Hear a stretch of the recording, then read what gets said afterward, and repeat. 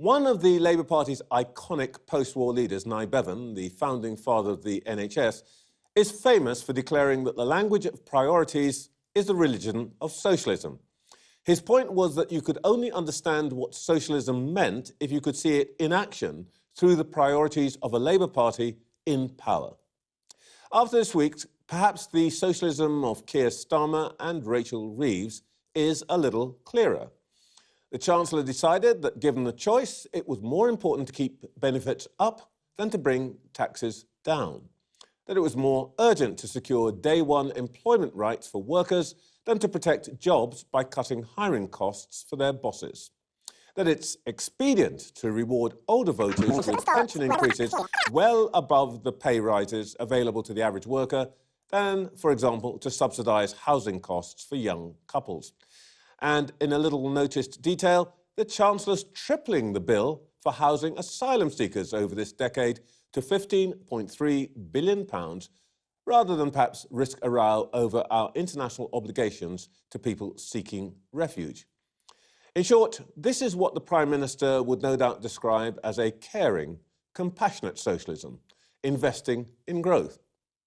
Others might be asking whether he's asked his Downing Street neighbour to write an old-school Labour cheque for left-wing goodies that the British people just can't afford. Happily, we have exactly the right people on hand to help us answer that question. Let's start with the person we all need to hear from. Just 4 days after her budget, a little earlier today, I spoke to the Chancellor, Rachel Reeves. Chancellor, can we start where we left off last year? Let's remind ourselves of what you said to me 12 months ago. We've now wiped the slate clean under the mismanagement and the chaos of the previous government. It's now on us. We've put everything out into the open. Okay. We've set the spending envelope for the course of this Parliament. We don't need to come back for more. We've done that now. We've wiped the slate clean. Yeah, look, I'm not going to be able to write 5 years' worth of budgets on this show today, but what we have I'm just done... saying, will there be more tax rises? You're right, Trevor. There is no need to come back with another budget like this. We never need to do that again. We've now, Trevor, set the spending envelope for the remainder of this Parliament. We don't need to increase taxes further. We need to do two things now. We need to reform our public services to make sure they work better, and we need to grow our economy. That wasn't true, was it? Well, the budget this year was not on the scale of the one last year, but as I set out in my speech at the beginning of November, the context for this budget did change, and I did have to ask people to contribute more. And the biggest thing that happened between the spring forecast and the forecast that the Office of Budget Responsibility provided for this budget was a big downgrade in productivity. Now, the OBR have been really clear. That reflects the legacy of the previous 14 years, not anything that this government has done in the last 16 months, but nevertheless, that productivity downgrade means that they forecast tax receipts are going to be £16 billion lower, which is why I gave a speech at the beginning of November saying that the OBR downgrade has had big impact on the public finances, and it was why I would need to ask people to contribute more. Well, let's unpack that. We'll come to the speech at the beginning of November and the OBR in a second. Yeah. But let's just deal with the simple fact that what you said last year turned out not to be true. The scale of the tax rises this year is not far off. Last year it was 40 billion, this year it's 26 billion. Literally, it just wasn't true. And, you know, it's not a fault, but I think we should just make sure that we start on the same footing, that what you thought you were going to be able to do turned out not to be the case. I think that is true, but for reasons on this... not in my control. The Office of Budget Responsibility rightly provides independent forecasts. Now, you know, it's up to them to justify the timing of the productivity review. They are very clear the productivity reflects the last 2 years. Because I want to come to that. But you just said it because of things that were not in your control. But literally in that clip, you said, this is now on us. Yes. You said 12 months ago, everything that happens from now is my choice. It is on us. Well, look, the Office of Budget Responsibility, you're not interviewing them, you're interviewing me, but they decided But you're to do a blaming them. review. Well, they decided to do a review of productivity. That is the Conservative legacy. The Office of Budget Responsibility are really clear that that productivity downgrade does not reflect anything that this government has done. I set the budget within the context of the independent... Now, I could have just said, well, I'll ignore the Office of Budget Responsibility. That's what Liz Truss and Kwasi Kwarteng did, and look at the impact of that. That crashed the economy. It sent interest rates soaring, put pensions in peril. I've always said I would never take risks with the public finances. You said in a piece last Sunday, that we wouldn't be looking in the rear-view mirror. You've already mentioned Tories twice in this interview. You've mentioned them 26 times in your budget. So let's just leave the Tories to one side for a moment. Can we come to your point about the OBR? You said you want to be honest. When you spoke to the country on November the 4th, you warned that we'd all have to contribute to filling this financial black hole. But you already knew at that moment that the OBR had assessed that your plans at that point, let's be clear, the plans that you'd given them at that point would deliver a surplus of £4 billion. Why did you lie to the country? Well, first of all, that was pre any measures, as they've been very clear. But if I was on this programme today and I said, I've got a £4.2 billion surplus, you would have said, and rightly so, that is not enough, Chancellor. That would have been the lowest surplus. Well, never mind what I would have said. Why didn't you say to the country, you know what, I've got £4 billion, I don't think it's enough, I want to do some other things. Why didn't you make it clear that the OBR had already told you you had the a little bit more than £4 billion surplus on the plans that you had given them? The way that the OBR forecast works is that they do the forecast before any plans, so this was pre any measures. But the just over £4 billion surplus was not enough. I said in that speech that I wanted to achieve three things in the budget. Tackling the cost of living, which is why I took £150 off of energy bills and froze prescription charges and rail fares. I wanted to continue to cut NHS waiting lists, which is why I protected NHS spending. And that I wanted to bring the debt and the borrowing down, which is one of the reasons why I increased the headroom. £4 billion of headroom would not have been enough, and it would not give the Bank of England space to continue to cut interest rates. Just this week, Lloyds Banking Group, the biggest mortgage lender, have cut interest rates on their mortgages, giving much relief to homeowners and people getting new mortgages. Yes. I was clear that we needed to rebuild those public finances. The reason you didn't tell us that you had, at that point, been advised you had the £4 billion before any measures was that you knew you wanted to do the things that you did do on welfare and reversing on the winter fuel allowance, which you knew about, and so on. So essentially, the point here is that you knew that you were going to want tax rises for decisions that you wanted to make on welfare. It wasn't something that was done to you. These were your choices, and that's why this issue is important. That at that point, you didn't say to the country, we're more or less in balance, but I am going to ask you for more taxes because I want to make a choice to spend more money on welfare, for example. Why didn't you say that at that time? What you said to us is, big black hole, it's terrible. £4 billion is clearly not enough fiscal headroom. It would have been the lowest headroom. Indeed, and you made a choice. You made a choice to double the fiscal headroom. Yes, but my point is, you made that choice. Yes, I did. And you didn't tell us at the point when you said, you warned us we were going to have to pay, that we were going to have to pay for choices that you were making now. Yes, and I said in that speech that I wanted to reduce the debt and reduce borrowing. So I increased that fiscal headroom. I'm very happy. You didn't tell us you were going to tax us more in order to give you an extra £10 billion fiscal headroom. No, Trevor, that's just not true. In that speech... No, you didn't say it. Where did you say that in that speech? I said in that speech that I wanted to increase our resilience by increasing the headroom. I was very clear in that speech. And welfare spending. Well, One of the things I did in the budget was lift 450,000 children out of poverty. That was funded through cracking down on tax avoidance, more measures in the budget, and introducing a gambling tax. I always said that to reduce child poverty, it had to be fully costed and fully funded. So the gambling tax and cracking down on tax avoidance and evasion was used to reduce child poverty. That was the right thing to do. I'm very happy to defend my choices on the cost of living, reducing child poverty, reducing NHS waiting lists, and building that financial resilience into our numbers. Let me put this question to you in maybe a less aggressive way. Why can't you say, I'm a Labour Chancellor. I decided at that point I was going to ask for more taxes in order to do Labour things, which involves particularly raising the amount we spend on welfare. Why can't you just say that's what you decided to do?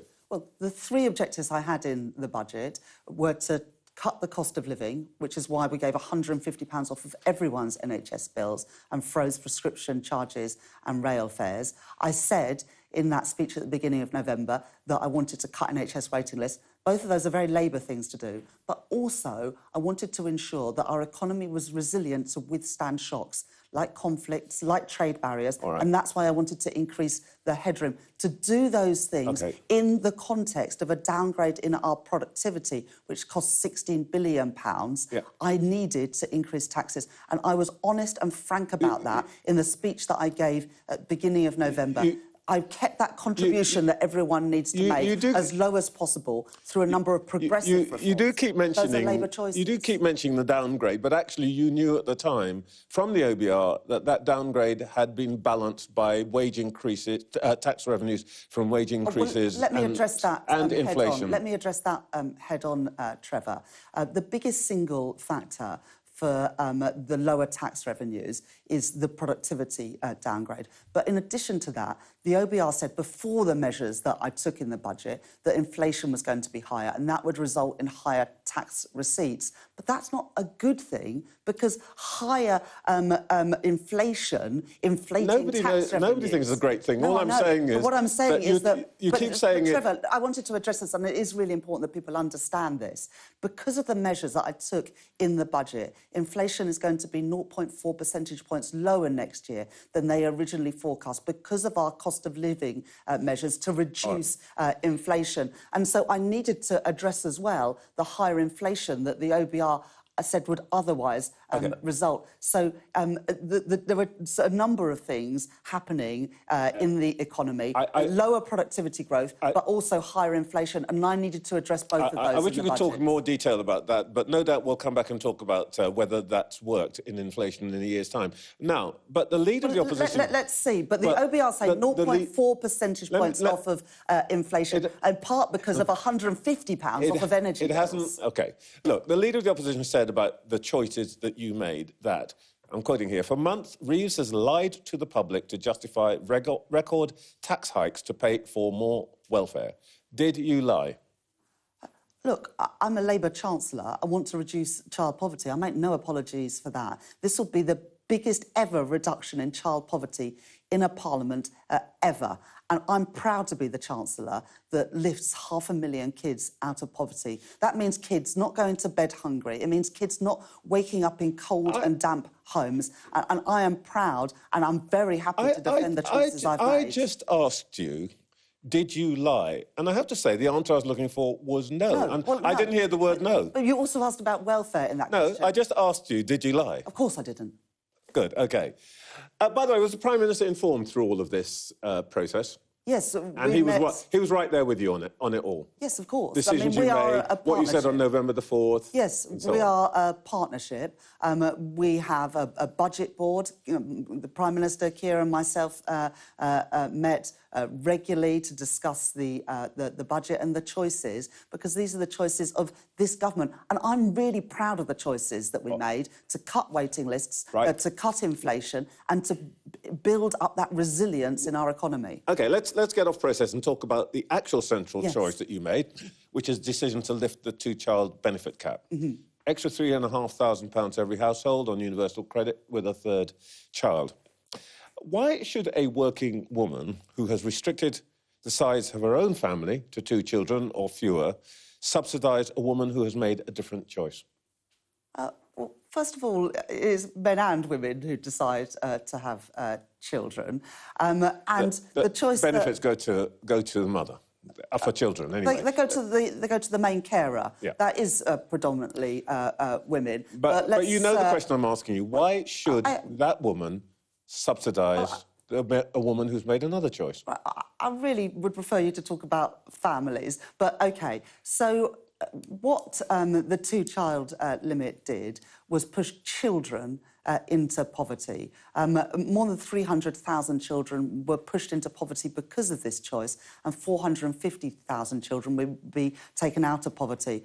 And I think, and I'm a mum with 2 children, I am very happy to support children from poorer backgrounds live more fulfilling lives. In fact, when I became Chancellor, I said that I knew that my time as Chancellor would have been a success if there are ordinary children from working class backgrounds living more fulfilling lives. And I think it is very difficult to live a fulfilling life when you're growing up in poverty. We've got children stuck in bed and breakfast accommodation because their parents can't afford the rent. We've got kids going to school hungry because parents are making choices between heating the home and putting food on the table. We've got children going to school with coats that don't fit, that shoes don't fit, with shoes with holes in it. And I've seen it myself in my own constituency and around the country. And I am not willing to just stand by knowing that there's something that I can do about it as Chancellor. And that's why we made that choice to lift 500,000 kids out of poverty. And if I do nothing else during the course of this Parliament that ensure that kids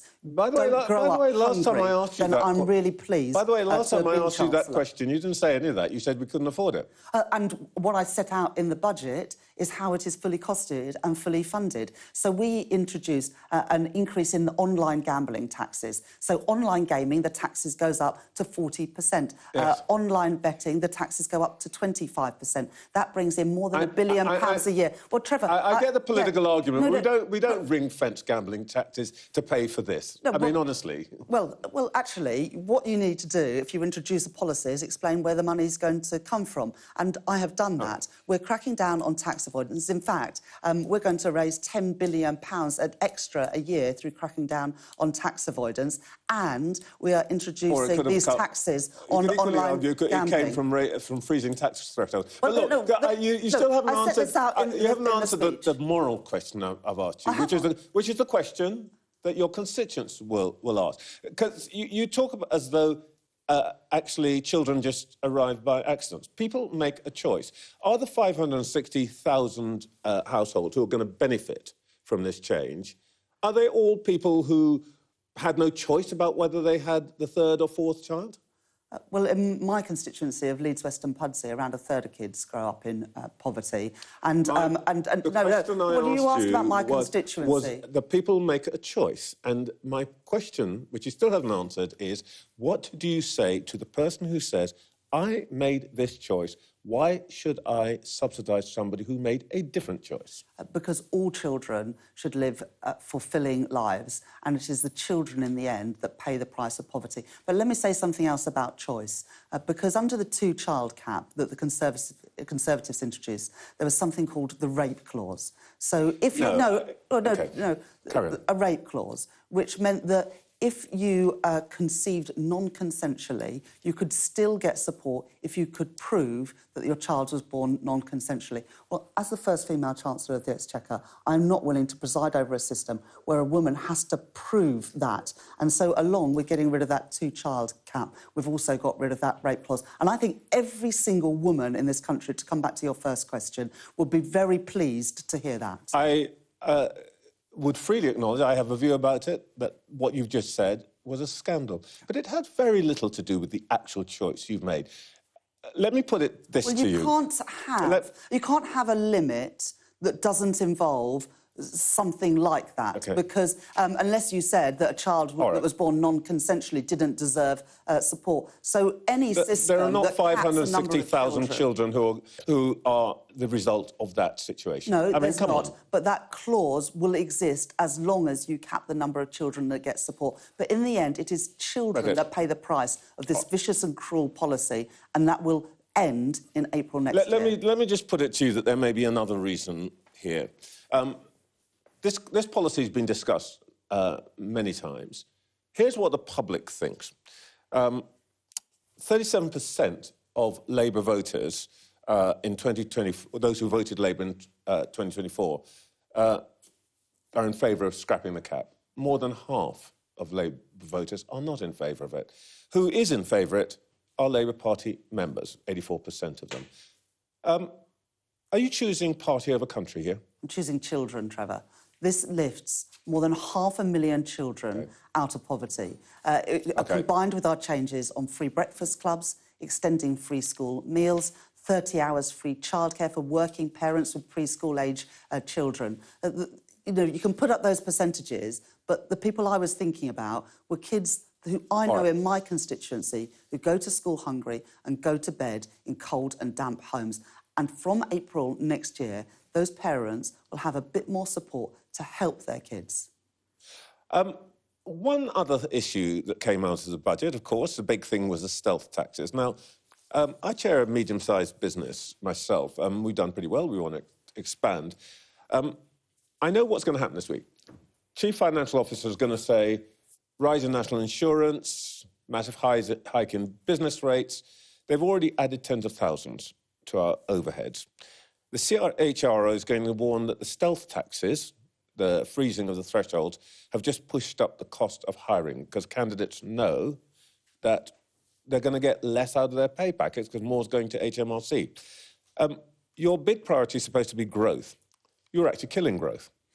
The freezing the thresholds that I announced come in 2028, so there would be no change before that point. Of course, the previous government froze thresholds for 7 years. We didn't know that you were going to extend them for another 3 years. Well, I did say in that speech at the beginning of November that we would have to ask people to contribute more. Now, we didn't put up the tax rate and we didn't do anything in April next year. But yes, from 2028, we have thrown... But bosses are already saying that they're going to slow hiring. Well, if you look at some of the announcements... Because of this. Well, Trevor, if you look at some of the announcements that's come since I made the budget, the Co-op, the supermarket group, have said they're going to put £1 billion into cutting or freezing prices of 2,700 items in their shops. JP Morgan have announced the investment of a new office in London employing 12,000 people. Goldman Sachs are doubling the number of people that they are going to employ in Birmingham. So look at the announcements that we've had since that budget: more hiring, more jobs, lower prices. One last question, if I may. I know you've given us generously more time than we should have. How did you feel about the Leader of the Opposition's response to you, including her mocking and mimicking you, and then she put it, talking to you woman to woman? There was a leak of the budget document 45 minutes before I stood up to deliver my speech. One of my worries is that the opposition had all that time to go through all of the documents, something which you do not usually have the luxury of, and I've had to respond to a budget before as Shadow Chancellor. And so I was concerned that there would be a forensic analysis on the floor, which you wouldn't usually have. But there wasn't any of that. There wasn't an economic argument in Kemi Badenoch's response to my budget. And so if she wants to resort to personal attacks, that's fine, that's her choice. But I want to focus on the issues, cutting the cost of living, cutting NHS waiting lists and cutting the debt and borrowing. OK, last question. You talked about the OBR. Is it time for the chair of the OBR to go? Look, there is no one who's a bigger supporter of the Office of Budget Responsibility than me. I reappointed Richard Hughes in the summer. We've strengthened the powers of the OBR. We will get a report tomorrow, the report that looks at what happens about that budget leak. It was clearly serious. It was clearly a serious breach of protocol. But he's safe. But I'll see that report tomorrow. But his position's safe. Well, I'll see that report tomorrow. But I've got a huge amount of respect both for Richard and for the Office of Budget Responsibility. But look, I'll get that report tomorrow now. Chancellor, thank you so much you gave us extra time. I appreciate it. A pleasure. Well, let's see what our panel made of all that. The former Financial Times editor, Lionel Barber. The former EU Foreign Affairs High Representative, Baroness Cathy Ashton. And the chair of Woburn Partners and former Sky News presenter, Jeff Randall. Lionel, let's just deal with the process issue first, the OBR. thing. Were you persuaded by the Chancellor's explanation? No, I wasn't, and I'll say why shortly, but it's patently obvious, Trevor, that the budget process is utterly broken, that the relationship between the Treasury and the Office of Budget Responsibility, created, by the way, by George Osborne 15 years ago, is also broken. And I'll explain why. The Chancellor has been forced into a difficult position because she knows that the OBR has multiple forecasts. It's got something to say about productivity. It then had another go in terms of wages and inflation, which affects the fiscal position. But the Chancellor has produced endless leaks. She's gone public with a proposal hinted at income tax increases. All this sends a completely confused message. And in the background is this constant refrain that there's not much we can do, Gov, because it's all the last lot's problem, that we inherited a total mess. So when you then see the leak from the OBR, it was unintended, apparently, we'll hear about that tomorrow, that sort of sums up the chaotic process. We can talk about the choices. I think some of them were bad. You come on that. But my main point here is that the whole budget process needs to be rethought. Cathy, what did you think of the Chancellor's defence of the relationship with the OBR in this particular case? Well, I think it's incredibly important that in anything that the Chancellor or the OBR do, that there's a sense of what the direction is that we're trying to go in. And I always look through the lens of not so much the nitty-gritty process side of this, but much more through the lens of, is there a story that we can tell about what the end result will be of the actions that are taken? You know, the question of who said who, what to whom and so on is interesting and it's relevant, and I don't try and deny that, but I'm much more interested in what it is we're trying to do at the end of it. Well, are you getting any sense of what that story might be? I think we are lacking a bit the vision thing, as I call it, which is that in order for people to go along with sometimes tough and difficult measures, whether that's individuals, whether that's businesses, whether that's the society as a whole, you can only achieve that if people think at the end of it there is something that's going to be of benefit to them, their families, their communities, their businesses and so on. Jeff, what did you I struggle with that. Forgive me. Jeff, what do you make of it? Well, Trevor, I think you went after her on exactly the right topic, and that is honesty. And I think the Chancellor has a probity problem here. If you look back over the last 18 months, 2 years, what have we seen? First of all, she published a book on women in economics, and thanks to great work by Lionel's old team at the FT, we know that book was riddled with plagiarisms, at least 20 examples of work taken without attribution.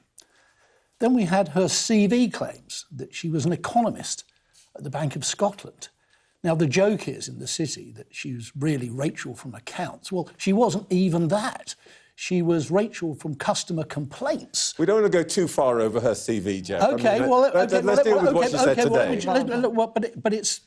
Let me just make this point, because we get down to, do we now trust her? Do we now believe her after a series of, shall we say, unfortunate errors on her part? And I think the answer is no. I think she lacks probity. I think the public perceives that. Her rating, in terms of the job she's doing, is attracting a dissatisfaction rate of 71%. It's the worst on record since polling began. The public no longer believes her. So when we're getting down to the OBR, which was your question, I think the public is more likely to believe Richard Hughes of the OBR than the Chancellor. The problem is that Rachel Reeves made some very poor choices in her first budget. She didn't leave herself enough fiscal headroom. She should have looked at the state of public finances and said, if things are so serious as they are, then we need to break the manifesto commitment and increase taxes. Now, she had a similar opportunity this year to say, we have very little headroom, we must take a decisive measure. And she floated this. I know she didn't say it exactly, to say we may have to raise income tax. That was allowed to play out in the markets. And then she did a retreat. So she looks as though she's a hapless figure being tossed around by events. And then you nailed her. You said, well, actually, you've used the extra money that you had under the mattress because you just wanted to splurge on welfare spending. So she's not being straight. Not exactly my words, but basically... Well, I was paraphrasing, as I often do. I just think we've got to be a bit careful about, Jeff, what I think of as sort of a little bit of a cheap shot stuff.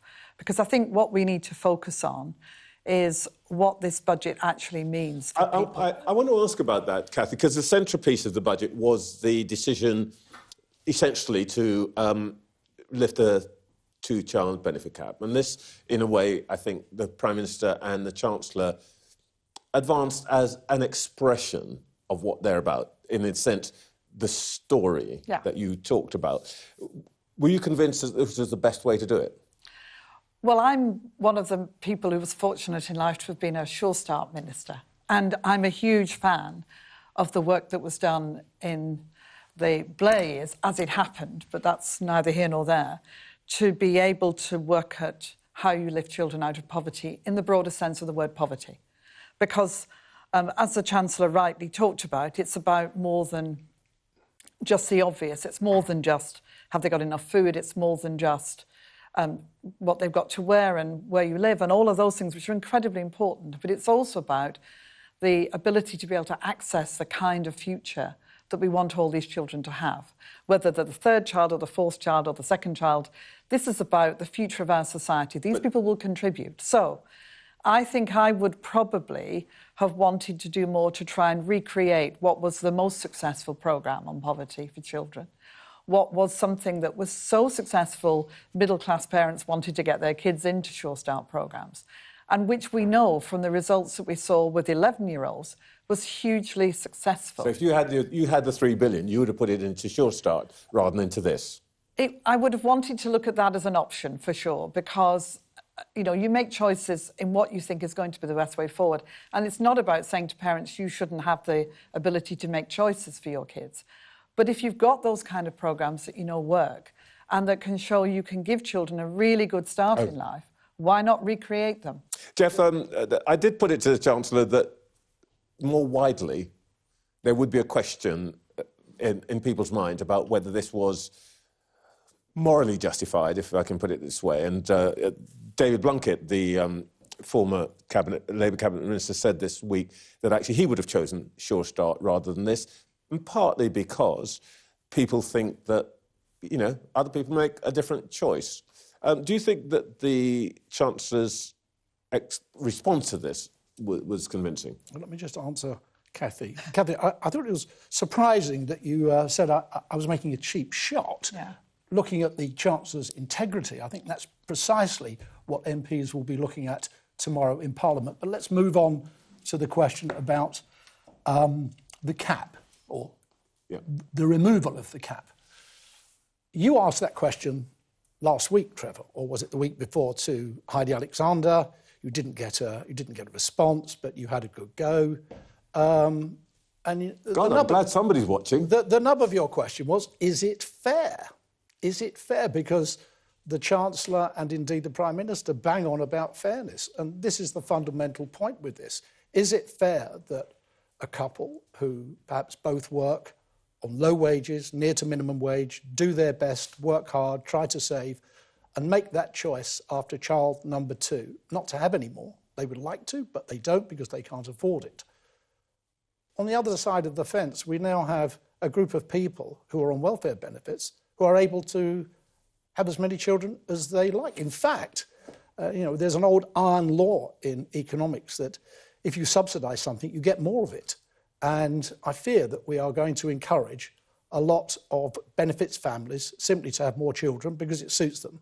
And here's I can see Cathy shaking her head. Here's the thing. If they then have more children, let's say have 4 or 5, and they are relying on benefits, to get back into work becomes very, very difficult if they are going to enter the work way down the pay scales.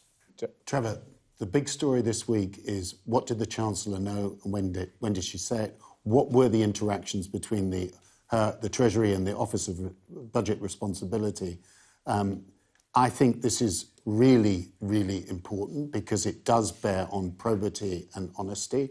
But the Chancellor felt boxed in by the Office of Budget Responsibility saying, you know, you've got a big productivity downgrade. And she responded by saying, well, actually, it's an emergency. Then when it eased off with another communication from the OBR, she then decided, well, I've got the headroom, I'm going to spend. So I understand why the Chancellor feels that the OBR role here is very important. But what you discovered today and what's going to be a big story this week is actually she knew she had the headroom and she decided to go spend. And that wasn't the message early in November. We will return to talking about the other leg of this budget, which is the growth question, businesses and jobs and so on. I think that's equally important. But